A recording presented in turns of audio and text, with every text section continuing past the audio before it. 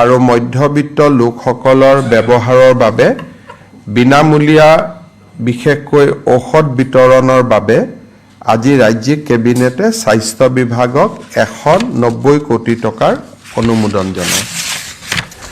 এটা কেবিনেটত আজি এটা বিশেষ সিদ্ধান্ত লোৱা হৈছে যেটো আপোনালোকক মই জনাব খুজিছো যে আমাৰ অসমৰ যিবিলাক মথাউৰি আছে সেই মথাউৰিবিলাকৰ বহুতবিলাক এজিং অৰ্থাৎ বহুত সময় আগতে নিৰ্মাণ কৰা মথাউৰি আৰু বিভিন্ন সময়ত মথাউৰিবিলাকত আৰ্থ কাটিং হয় সৰু সৰুকৈ পানী নিগৰি থাকে আৰু সময়ত আমি গম নোপোৱা বাবে তৎক্ষণিক ব্যৱস্থা ল'ব নোৱাৰো আৰু এটা সময়ত মথাউৰিবিলাক ব্ৰিজ হৈ যায়।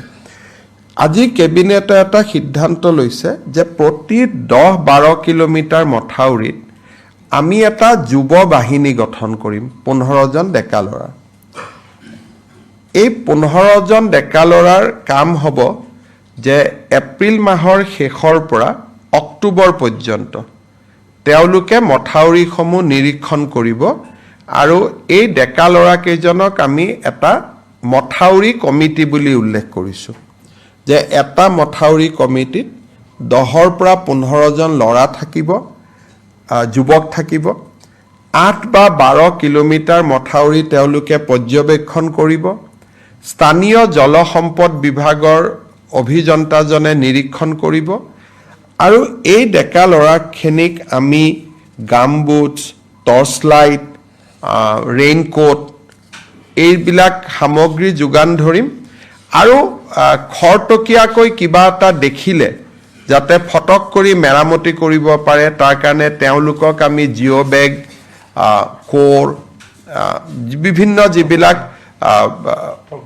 পৰ্কুপাইন যিবিলাক এমুনেশ্যন যিবিলাক ফ্লাড ফাইটিং মেটেৰিয়েলছ সেইবিলাক আমি দিম আৰু এই গোটেই ব্যৱস্থাটো স্বেচ্ছাসেৱক হ'ব স্বেচ্ছাসেৱী হ'ব অসমৰ বান নিয়ন্ত্ৰণৰ ক্ষেত্ৰত অসমৰ যুৱ শক্তিৰ আমি যাতে সহায় পাওঁ তাৰ কাৰণে এই বিশেষ আঁচনিটো লোৱা হৈছে আৰু যি কেইজন যুৱ বন্ধুৱে এই কামত আমাক সহযোগিতা কৰিব অক্টোবৰ মাহত মুখ্যমন্ত্ৰীৰ স্বাক্ষৰযুক্ত তেওঁলোকক একোখন কৃতজ্ঞতাৰ পত্ৰ বিতৰণ কৰা হ'ব।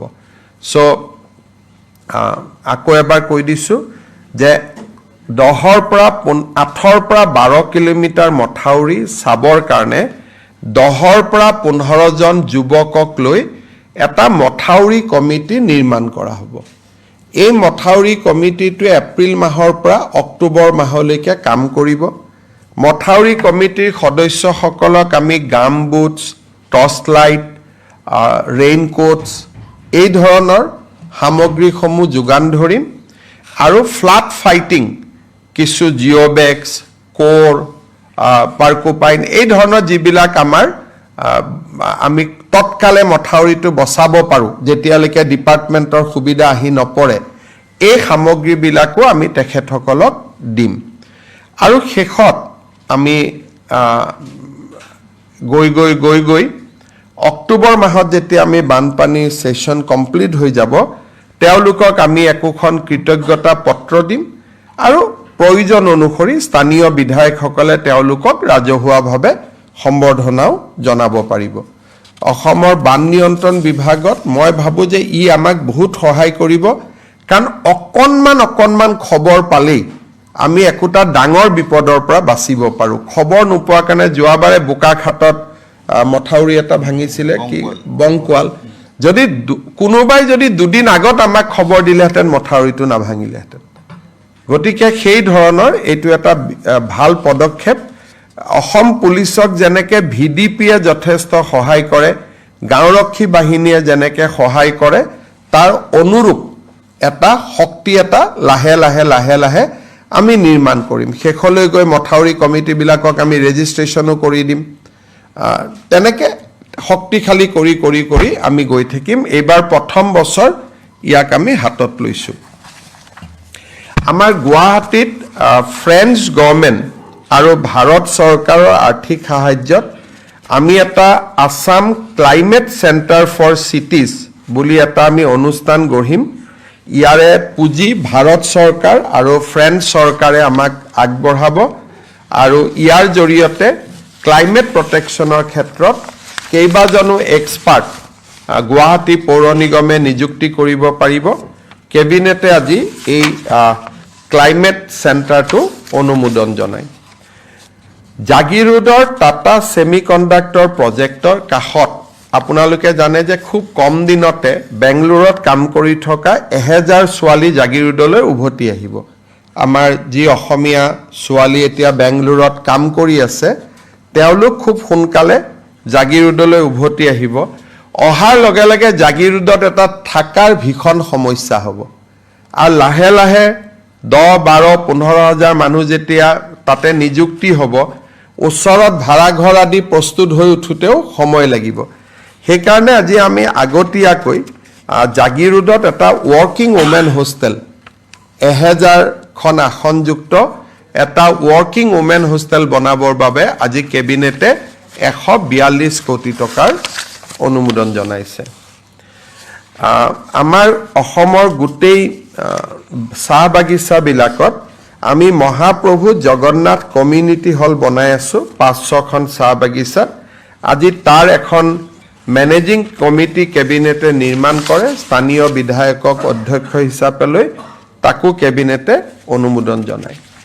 মই এতিয়া আজিৰ কেবিনেটত গ্ৰহণ কৰা 3টা বিশেষ গুৰুত্বপূৰ্ণ সিদ্ধান্ত আপোনালোকক জনাব খুজিছোঁ। আজি আমাৰ ৰাজ্য চৰকাৰৰ কেবিনেটত অসম চৰকাৰৰ কৰ্মচাৰী আৰু আমাৰ পেঞ্চনাৰসকলৰ বাবে 2% ডিয়াৰনেছ এলাউন্স আমি ঘোষণা কৰোঁ। এতিয়াৰ পৰা ৰাজ্য চৰকাৰৰ কৰ্মচাৰী পেঞ্চনাৰ সকলোৱে 2% তেওঁলোকে ডিয়াৰনেছ এলাউন্স পাব। 1/1/2025 পৰা ই কাৰ্যকৰী হ'ব। আমি এই মাহৰ দৰমহাত বিহুৰ আগতে পোৱা দৰমহাত 2% দিয়ে সংলগ্ন কৰিম, কিন্তু যিটো এৰিয়াৰ সেইটো আমি এপ্ৰিল আৰু মে 2টা মাহত আমি তেওঁলোকক দিম। আজি এটা কেবিনেটত সিদ্ধান্ত গ্ৰহণ কৰা হয় যে অহা প্ৰথম বহাগৰ পৰা চৰকাৰৰ যিমান ট্ৰান্সফাৰ অৰ্ডাৰ ওলাব, পোষ্টিং ওলাব, গাইডলাইনছ ওলাব, ৰুলছ ওলাব, ৰেগুলেশ্যন ওলাব, নটিফিকেশ্যন ওলাব, অফিচ মেমৰেণ্ডাম ওলাব, এই গোটেইবিলাকতে ইংৰাজীৰ লগতে অসমীয়াও ইয়াত সংলগ্ন কৰিব লাগিব। তাৰমানে 2খন নটিফিকেশ্যন ওলাব, এখন ইংলিছ, এখন অসমীয়া। কেছ হ'লে, লিগেল প্ৰব্লেম হ'লে সি ইংলিছখন মান্য হ'ব, কাৰণ লিগেল লেংগুৱেজৰ কাৰণে ইংলিছখন। কিন্তু অসমত 1 বহাগৰ পৰাই আমি এইটো সিদ্ধান্ত লৈছোঁ যে যিমান চৰকাৰী অৰ্ডাৰ হয়, অফিচ মেমৰেণ্ডাম হয়, ৰুলছ হয়, ৰেগুলেশ্যন হয়, বিধানসভাৰ আইন হয়, যিমানবিলাক চৰকাৰী কমিউনিকেশ্যন তাত ইংৰাজীৰ লগতে এখন অসমীয়া প্ৰতিলিপিও সন্নিৱিষ্ট কৰিব লাগিব। ইংৰাজীখন থাকিব, ইংৰাজীৰ লগত অসমীয়া এটা কপি থাকিব। বৰাক উপত্যকাত বেংগলী থাকিব, বিটিআৰত বড়ো থাকিব অতিৰিক্তকৈ। অৰ্থাৎ বৰাক উপত্যকাত বঙালী থাকিব, বিটিএডিত বড়ো থাকিব আৰু সমগ্ৰ অসমতে ইংৰাজী আৰু অসমীয়া। এই ব্যৱস্থাটো আজি কৰা হৈছে আৰু সদৌ অসম ছাত্ৰ সন্থাৰ লগত আমাৰ আলোচনা হৈছিল। জাষ্টিছ BK শৰ্মা কমিটিৰ এইটো অনুমোদন আছিল।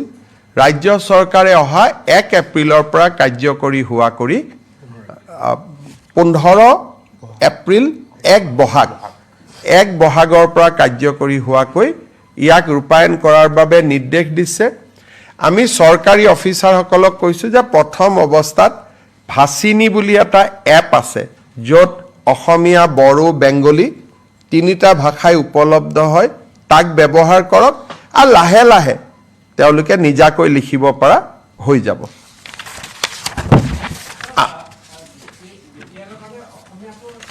ইংলিছ আৰু অসমীয়া গোটেই অসমৰ কাৰণে, বিটিআৰৰ কাৰণে বড়ো, বৰাক ভেলীৰ কাৰণে বেংগলী, যিটো আজি চলি আছে, তাত কোনো আৰু বেলেগ নহয়। আমি যিটো আজি যি ধৰণে চলি আছে বিটিআৰত বা আজি যি ধৰণে বৰাক উপত্যকাত চলি আছে সেইটোৱে চলি থাকিব। বৰাক উপত্যকাত বেংগলী চলে, বিটিআৰত বড়ো চলে, বিটিআৰত অসমীয়াও চলে। গতিকে আৰু গোটেই অসমতে ইংৰাজী আৰু অসমীয়া। ৰাজ্য চৰকাৰে আজি আমাৰ দুখন প্ৰপ'জ ৰিজাৰ্ভ ফৰেষ্ট পাগলিজৰা আৰু নায়েক গাঁৱক আমি ৰেভিনিউ ভিলেজলৈকে কনভাৰ্ট কৰোঁ, কিন্তু তাৰো ভিতৰত 280 হেক্টৰ আৰু 180 হেক্টৰক লৈ দুখন ৰিজাৰ্ভ ফৰেষ্ট কৰিবৰ বাবেও ৰাজ্য চৰকাৰে সিদ্ধান্ত লৈছে। এতিয়া তৃতীয় এটা ইম্পৰ্টেণ্ট সিদ্ধান্ত আছিল, আমাৰ অসমত যিবিলাক ফৰেনাৰ্ছ ট্ৰিব্যুনেল আছে তাতে বহুত কেছ পেণ্ডিং হৈ আছে। এই কেছবিলাকৰ ভিতৰত 28,000 এনেকুৱা ব্যক্তি আছে যাৰ উপাধি কোচ ৰাজবংশী লোকসকলৰ সৈতে মিলে। অৰ্থাৎ 28,000 কোচ ৰাজবংশী লোকে আজিও বিদেশীৰ এটা অপমান লৈ তেওঁলোকে ট্ৰিব্যুনেলত কেছ খেলি আছে। ৰাজ্য চৰকাৰে বিশ্বাস কৰে যে কোচ ৰাজবংশী অসমৰ এটা খিলঞ্জীয়া কমিউনিটি, কোচ ৰাজবংশী অসমৰ সংস্কৃতিৰ এক এৰাব নোৱাৰা অংগ, আৰু সেইবাবে আজি ৰাজ্য চৰকাৰে সিদ্ধান্ত লৈছে যে কোচ ৰাজবংশী লোকসকলৰ বিৰুদ্ধে যি বিদেশী ন্যায়াধিকৰণত কেছ চলি আছে বা তেওঁলোকৰ নামৰ বিপৰীতে যি ডি ভোটাৰ লাগি আছে, তাক তৎকালীনভাৱে এই গোচৰবোৰ প্ৰত্যাহাৰ কৰিবলৈ আজি ৰাজ্য চৰকাৰে সিদ্ধান্ত লৈছে। এইটো এটা কোচ ৰাজবংশী কমিউনিটি, বহুত দিন তেওঁলোকে কষ্ট খালে আৰু এই কমিউনিটিৰ মানুহবোৰ বৰ দুখীয়া। গতিকে আজি তেওঁলোকৰ আমি এটা ঐতিহাসিক সিদ্ধান্ত লৈছোঁ যে কোচ ৰাজবংশী কমিউনিটিৰ গাত এতিয়াৰ পৰা আৰু বিদেশীৰ লেবেল লাগি নাথাকিব। তেওঁলোকৰ বিৰুদ্ধে চলি থকা সকলো গোচৰ ৰাজ্য চৰকাৰে ট্ৰিব্যুনেলৰ পৰা প্ৰত্যাহাৰ কৰিব। চ' 3টা ইম্পৰ্টেণ্ট ডিচিশ্যন আছিল। 2% DA, ছেকেণ্ড ইম্পৰ্টেণ্ট ডিচিশ্যন আছিল যে অসমীয়া ভাষাৰ প্ৰয়োগ, বৰাকত বেংগলী, BTADত বড়ো, আৰু কোচ ৰাজবংশী কমিউনিটিৰ পৰা বিদেশী বুলি যি তেওঁলোকৰ ওপৰত গোচৰ চলি আছিল তাৰ আনুষ্ঠানিক প্ৰত্যাহাৰ। এই 3টা গুৰুত্বপূৰ্ণ সিদ্ধান্ত আজি কেবিনেটে লয়। লগত মথাউৰি কমিটিটো এটা সুদূৰ প্ৰসাৰী ভৱিষ্যতৰ দিনত এটা অত্যন্ত সুস্থ সিদ্ধান্ত হ'ব বুলি মই আশা কৰিছোঁ। আপোনালোকৰ যদি কিবা প্ৰশ্ন আছে সুধিব পাৰে।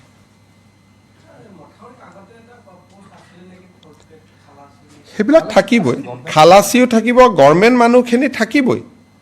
ডেকা ল'ৰাবিলাকে ৰাতি যেনেকৈ ডিউটি কৰে আমাৰ গাঁৱত, এতিয়া তেওঁলোকে ডিউটি কৰোঁতে আজিও ডিউটি কৰে, কিন্তু এটা ডিউটিটো আনুষ্ঠানিক হ'ব।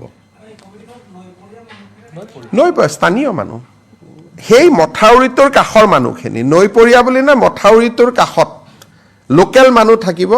এটাই সুবিধা থাকিব, আগতে তেওঁলোকে নিজাকৈ যায়, কেতিয়াবা পুলিচেও দিগদাৰ কৰে, অমুকেও দিগদাৰ কৰে। এতিয়া এটা আইডেণ্টিটি কাৰ্ড থাকিব, গামবুট পাব, ৰেইনকোট পাব, টৰ্চ লাইট পাব, পাৰ্কোপাইন পাব, জিঅ' বেগ পাব, অন্ততঃ নিজক ৰক্ষণাবেক্ষণ কৰিব এটা সুবিধা পাব।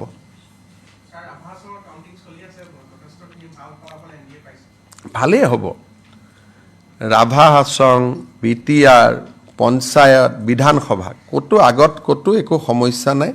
ইমান কাম হৈ আছে, ৰাইজে আৰু এইটো লৈ মই প্ৰথম দিনাৰ পৰাই কৈ আছোঁ যে আমি নিৰ্বাচনক লৈ চিন্তা কৰা নাই। সেইকাৰণে প্ৰতিটো দিনে আপোনালোকে চিন্তা কৰক, এই কোচ ৰাজবংশী মানুহখিনি আজি ইমান দিন বিপদত পৰি আছিল, তেওঁলোকৰ কাৰণেতো কোনেও চিন্তা কৰা নাছিল। বোলে অসমীয়া ভাষাৰ মৰ্যাদা কোনেওতো চিন্তা কৰা নাছিল। গতিকে প্ৰতি সপ্তাহতেতো আমি একোটা ভাল খবৰ আপোনালোকক শুনাওঁ। গতিকে ৰাইজেতো আমাক সমৰ্থন কৰাটো স্বাভাৱিক, আৰু প্ৰধানমন্ত্ৰী ডাঙৰীয়াৰ নেতৃত্বৰ প্ৰতি অসমৰ ৰাইজৰ অকুণ্ঠ সমৰ্থন আছে। ৱাকফ বিল পাছ হৈ গ'ল, প্ৰধানমন্ত্ৰী ডাঙৰীয়াই ঐতিহাসিক কাম কৰি দেখুৱালে। গতিকে ৰাইজৰ আস্থা আছে। খালি মই এটাই দুখ পাইছোঁ যে এই ৱাকফ বিল এমেণ্ডমেণ্টৰ সময়ত অসমৰ এজন সংসদে যি বক্তব্য দাঙি ধৰিলে যে ৰাস্তাতে নামাজ কৰিব দিব লাগে, এজন সংসদে যিটো ক'লে যে স্বাধীনতা সংগ্ৰাম যেন হিন্দু মানুহে কৰাই নাই, এটা বিশেষ কমিউনিটিহে কৰিছিলে, এই যিবিলাক তেখেতে সদনত বক্তব্য দিলে, মুখ্যমন্ত্ৰী হিচাপে মই নিজেই লজ্জিত অনুভৱ কৰিছোঁ। অসমৰ মুছলমান মানুহেও নিবিচাৰে ৰাস্তাত নামাজ কৰাটো, ধুনীয়া মছজিদ বনাইছে, তেওঁলোকে মছজিদত নামাজ পঢ়ে, অসমত কোনেও ৰাস্তাত নামাজ নপঢ়ে। যিটো বস্তু মুছলমান মানুহেও বিচৰা নাই, তেওঁ তাতকৈও এক্সট্ৰিমত গ'ল। দ্বিতীয়তে, স্বাধীনতা সংগ্ৰাম এনেকুৱা কৰিলে ভাষণত যেন মহাত্মা গান্ধী, গোপীনাথ বৰদলৈ স্বাধীনতা সংগ্ৰাম কৰাই নাছিল। গতিকে মই নিজে লাজ পাইছোঁ। গোটেই দেশৰ মানুহবিলাকে মোক ফোন কৰিছে যে অসমৰ পৰা এনেকুৱাও MP হয় নেকি। গোটেই দেশৰ ওচৰত অসমে লজ্জা পাবলগীয়া হৈছে, লাজ পাবলগীয়া হৈছে এনেকুৱা বিবৃতিৰ কাৰণে। CM sir, if you could speak this one in English. देखिए, असम का एक सांसद ने वाकफ जो कानून लोकसभा में डिबेट हुए थे, वो समय उन्होंने बोले कि मुसलमान समाज को रास्ता में नमाज पढ़ने का इजाज़त देना चाहिए, और वो ऐसा भाषण किया कि स्वाधीनता संग्राम एक विशेष कम्युनिटी ने ही किए थे, हिंदू समाज ने किया ही नहीं था। तो ऐसा उन्होंने भाषण दिया। देश विदेश का लोग मुझको फोन करके पूछ रहे, भाई आपने कैसा लोगों को संसद में भेजा। तो हमारे लिए भी काफ़ी ये एक सेम का बात हुए है। ऐसा बात बोलने के कारण असम का भी क्षति हुए है। मैं देशवासी को उनका संसद ने ऐसा बात संसद में बोला, उसका कारण देशवासी उसे मैं ही क्षमा मांगता हूँ कि हमारे एक असम का सांसद लोकसभा में ऐसे अनाप तनाप बोले।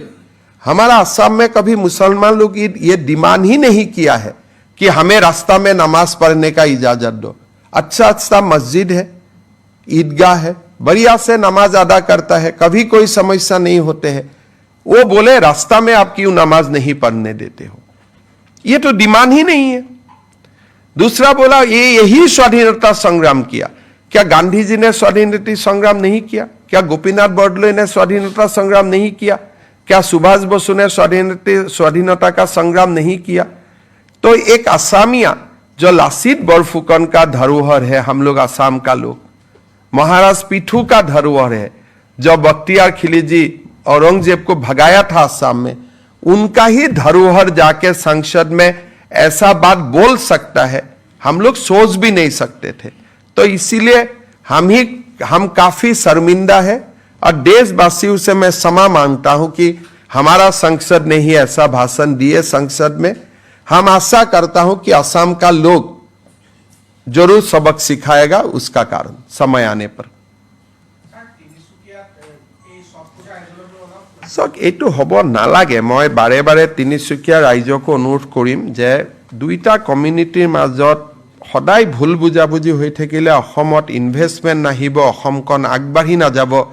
এই বিশেষ বস্তুটোলৈ মই খুব চিন্তিত, খুব দুখিত যে বাৰে বাৰে দুইটা কমিউনিটিৰ মাজত এনেকুৱা এটা পৰিৱেশ সৃষ্টি হৈ আছে। কিছুদিন পিছত মই আমাৰ মন্ত্ৰীসভাৰ জ্যেষ্ঠ সদস্য দুজনক পঠাম, যাতে দুইটা কমিউনিটিৰ লগত আলোচনা কৰি এটা শান্তিৰ বাতাবৰণ হ'ব পাৰে।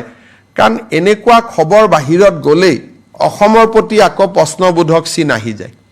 সেইকাৰণে এইটোলৈ মই নিজে যোৱা দুদিনৰ পৰা মই খুব দুখ পাই আছোঁ। মই বাৰে বাৰে মনিটৰ কৰি আছোঁ, বাৰে বাৰে আমাৰ MLA বিধায়কসকলক ফোন কৰি আছোঁ। মই সকলোকে অনুৰোধ কৰিম যে এইখন এখন নতুন অসম, ইয়াত এইবিলাক সৰু সৰু কথালৈ কাজিয়া কৰি থকা দুটা কমিউনিটিৰ মাজত তিক্ততা হোৱাটো ভাল নালাগে। পূজা উৎসৱ সকলোৰে ভাল কৰি হৈ যাওক। আমি ঈদতো বাধা দিব নালাগে, নামাজতো বাধা দিব নালাগে, ছট পূজাতো বাধা দিব নালাগে, দুৰ্গা পূজাতো বাধা দিব নালাগে, নাম কীৰ্তনতো বাধা দিব নালাগে। কিবা স্থানক লৈ যদি কিবা অসুবিধা আছে আলাপ আলোচনা কৰি আমি মীমাংসা কৰিম। কিন্তু বাৰে বাৰে এই ঘটনাটোৱে বেলেগক সুযোগ দিয়ে 10টা কথা অসমৰ কাৰণে ক'বৰ কাৰণে। সেইকাৰণে মই পঞ্চায়ত ইলেকশ্যনৰ পিছত দুজন জ্যেষ্ঠ মন্ত্ৰীক পঠাম, যাতে দুইটা কমিউনিটিৰ মাজত এটা আলাপ আলোচনা কৰি যিটো এটা ডিষ্টেঞ্চ আছে, দূৰত্ব আছে, সেই দূৰত্বটো যাতে সদায়ৰ কাৰণে দূৰ কৰিব পাৰি। মই কাকো ইয়াত দায় দোষ ব্লেম দিব খোজা নাই, মাত্ৰ দুইটা কমিউনিটিকে কৰজোৰে আহ্বান জনাম যে মিলা মিছা শান্তি সম্প্ৰীতি সমন্বয়ৰ মাজত যাতে আমি থাকোঁ, কাৰণ আমাৰ শত্ৰু বেলেগ, সেই শত্ৰুৰ লগতহে আমি যুঁজিব লাগে। হ'ব, ধন্যবাদ। CM sir, regarding the embankment community, whatever you have mentioned, can you just क्या the embankment community, what you have mentioned? हमारा in English? असम में हर साल बाढ़ आते हैं। हमें आज कैबिनेट में एक निर्णय लिया हूं कि हर बाढ़ को प्रतिरोध करने के लिए हम लोग जो एम्बैंकमेंट बनाता हूं, ये एम्बैंकमेंट ना टूटे या टूटने का संभावना होने से सरकार को पहले ही खबर पहुंचा दे, इसके लिए हम 10-15 युवा लेके एक एम्बैंकमेंट कमेटी बनाऊंगा और वही कमेटी देख देखाव करेगा और तुरंत कुछ व्यवस्था लेने के लिए अगर कुछ सामग्री चाहिए वो भी उनका साथ हम लोग उपलब्ध करवाऊंगा। और जब तक थोड़ा सा क्राइसिस मिट जाएगा, सरकार से रीइंफोर्समेंट भी संभव हो पाएगा। तो ये एम्बैंकमेंट कमेटी एक बड़ा एक अच्छा इफेक्टिव सिस्टम बन जाएगा और उससे हमारा काफी फायदा होगा। Thank you.